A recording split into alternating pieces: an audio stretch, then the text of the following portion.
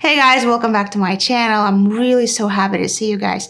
For entertainment purposes only, and because this channel is about jobs, how companies work, careers, and business in general, here are my thoughts about the current affairs with the existing Russian president. Even if Vladimir Putin's fourth presidential term ends in 2024, he will almost certainly be forced to step down sooner should he become ill. So while it's becoming clear that the current Russian president is not only aging or losing support, but he may also be developing very legitimate health problems like Parkinson's disease or even cancer, in addition to being senile. Just a couple of days ago, he linked himself to a famous Tsar, Peter I, who was famous for the conquest of Baltic coast during the 18th century that led to the war with Sweden, and who founded the city where the current Tsar of Russia was born. So actually having him ill will be a blessing in disguise for many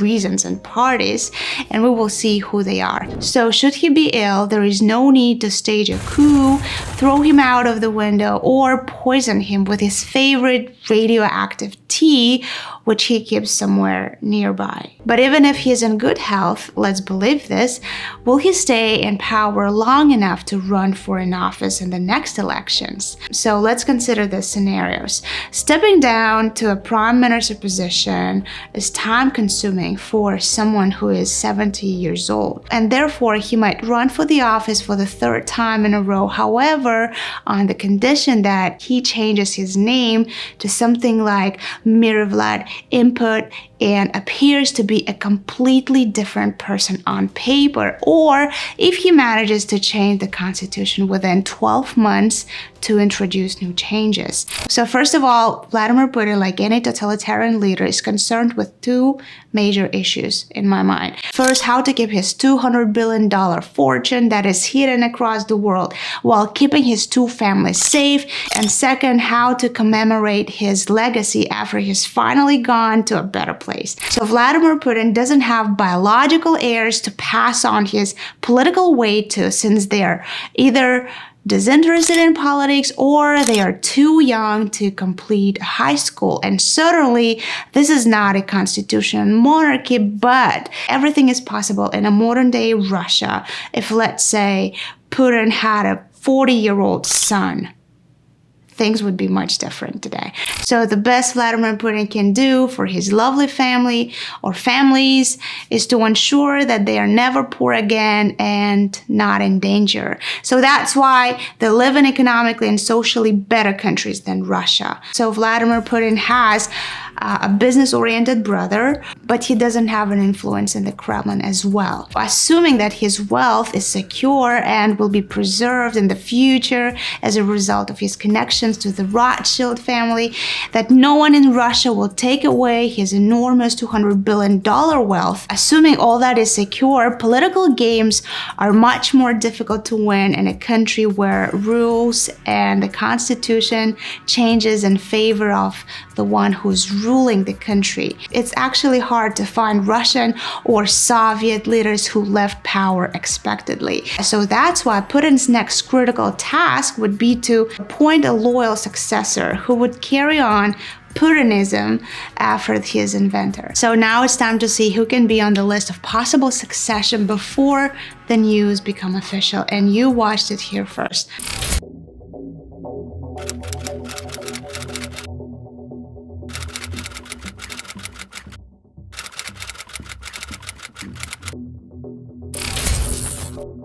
If Russia's president dies today or is unable to fulfill his duties for any other reason, the prime minister, who is Mikhail Mishustin, becomes acting president until a new election can be held. So this is based on the federal constitution.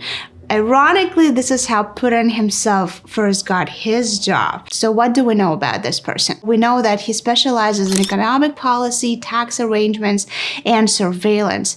And I'm not sure what his beliefs are on things like international policy or transporting radioactive materials over the mail, but I'm sure if he wasn't an active politician with weight, he wouldn't have gotten to where he is now. So far, he's concentrated on internal politics, and apparently his external affairs views are not very well known. So that brings us to another potential successor.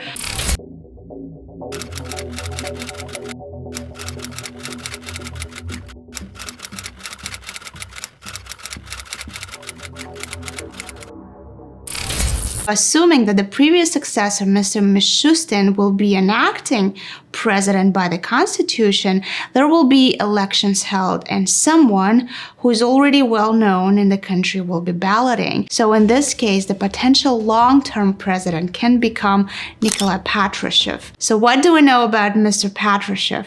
We know that he graduated from Leningrad or St. Petersburg Shipping Institute, and in a year he met Putin and he became friends with him. So it was back in 1975 when he was recruited by the KGB, which translates into Committee of State Security. So Mr. Patrushev was undergoing a KGB special training, and in the meantime, he served as a KGB security officer in today's St. Petersburg, the real St. Petersburg, not the fake one, which is in the United States. His career skyrocketed together with Putin's one when Putin became the director of FSB. The beginning of Patrushev's career after he got close to Mr. Putin was marked by the apartment bombings in Russia, which allegedly were carried out by FSB officers. A terroristic attack that murdered around 307 civilians. People assumed that FSB was the true organizer of those assaults, but nothing was probed, of course, and yet Russia had a pretext to start a second Chechen war to reinforce Putin's iron fist in the Caucasian region. After this, a series of famous crimes were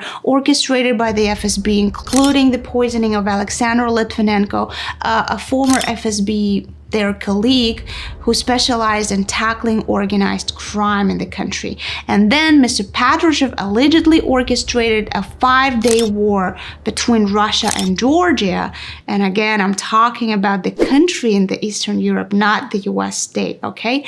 So also, Mr. Patrushev was a mastermind behind the annexation of Crimea in Eastern Europe, resulting in the outbreak of the war in that region of Ukraine. So it's needless to say that Mr. Patrushev is a vivid supporter of the invasion of Ukraine in February 2022. So if you think that Patrushev is just a war criminal, then you should also know that he was accused of smuggling cocaine from the Russian embassy in Argentina also. A former Russian diplomatic official and a police officer in Argentina are among those arrested after nearly 400 kilograms of cocaine was seized at Moscow's embassy in Buenos Aires. The drugs were found in diplomatic luggage in 2016. Argentina's security minister said the probe saw tracking devices put in the bags, apparently bound for a diplomatic flight. So let's consider him innocent until proven guilty. There was no proof that Mr. Patrushev was actually involved in that operation. So as you can see, Mr. Patrushev is the strongest candidate to become Russia's next president, and he will undoubtedly deliver what he promised to Mr. Putin. Otherwise, I think they will never be friends for so long if they were not a perfect match for each other.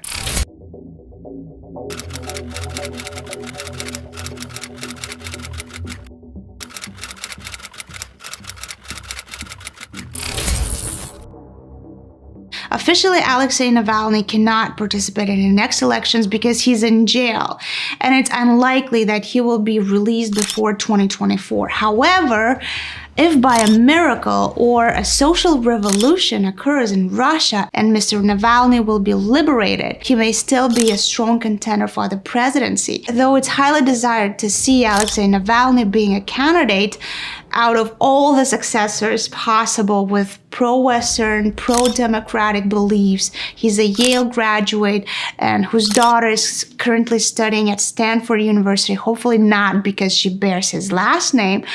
I think that Navalny has a lot to give to Russia if he becomes a president. And if the crisis in Europe deepens and the world would suffer a mind-blowing food catastrophe because of Ukraine being unable to feed so many countries with its grain, This 2024 elections will be tough and extremely dangerous for anyone. This time, whoever survives this election will either be a preterm winner or a kamikaze. So if the rest of political class in Russia is tired of this tyranny and wants to return to the old good days, all of this might return if they support Alexei Navalny. He is very well known and likable. He's young and has fresh views over Russia's future directions. So the easiest way for him to acquire this seat, I think, is to make out an arrangement in which the mafia stays where they are for some time at least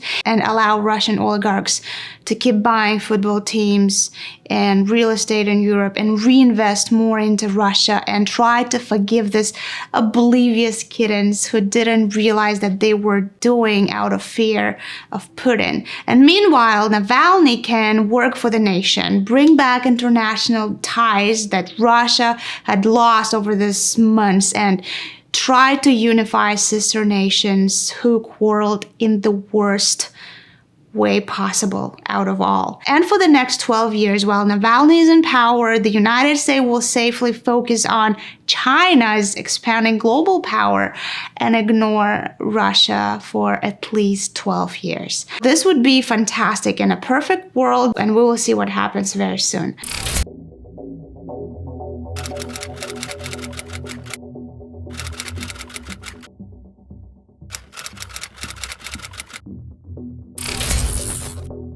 You may think that a CEO cannot become president of Russia, or why would Mr. Sechin desire that job in the first place? The reason that Mr. Sechin became Rosneft, which stands for Russian Oil, CEO, is that Mr. Putin appointed him to that role, and he arrived in the evil business of oil with a political heavyweight background. Would you be surprised to know that Rosneft's CEO was once working in KGB and is close to Putin? Mr. Sechin, just like Putin, was recruited to serve in KGB after graduation with a PhD degree in economics. And when Putin was appointed as a deputy mayor of St. Petersburg in 1994, he took Sechin with him. But Mr. Sechin has a distinct advantage, such as he understands how the Secret Service works, has enormous power in FSB, and has business acumen as the CEO of the world's largest publicly traded companies, which is Rosneft, a company that is similar to an energy empire that pumps oil cruder per day than the entire Iraq. And therefore, he is Kremlin's most valuable corporate asset manager. It's not a surprise he is Russia's highest paid top manager, and according to Trust Me Bro sources, the country's second most powerful person after Putin himself.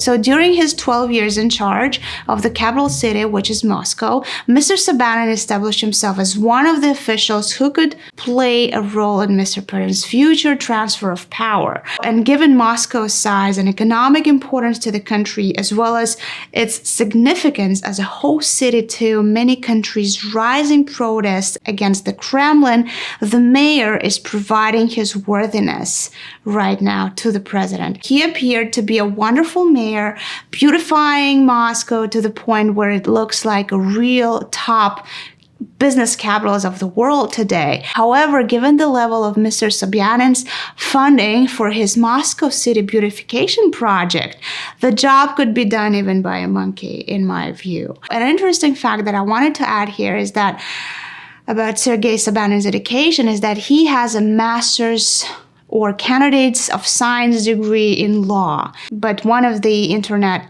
largest community that is called Discernet, that is full of expert scientists operating all over the world. So the Discernet community has discovered that Mr. Sobyanin's dissertation is very, very similar to another applicant for a science degree in law Mr. Chertkov. Plagiarism is perhaps the least serious sin that the presidential contenders might commit in Russia, honestly. So as the succession battle unfolds, Putin, like everyone else, is preparing for the proxy fight that he does very well and is likely to hold his cards close to his chest. So because if a favorite emerges too soon, it may lead to internal fightings among the many power clans. But as expected, the culmination of these elections is unlikely to mean much to simple Russians unless something unexpected happens that will take Russia in entirely new historical direction. So we'll find it out very soon. Meanwhile, share your thoughts on who's gonna reign next on Russia's throne. Don't forget to like the video and sub the channel. Press the bell not to miss my future cool videos about how companies work, how to build a meaningful career in the corporate world. Thank you guys so much for watching. I'll see you in the next video. Bye.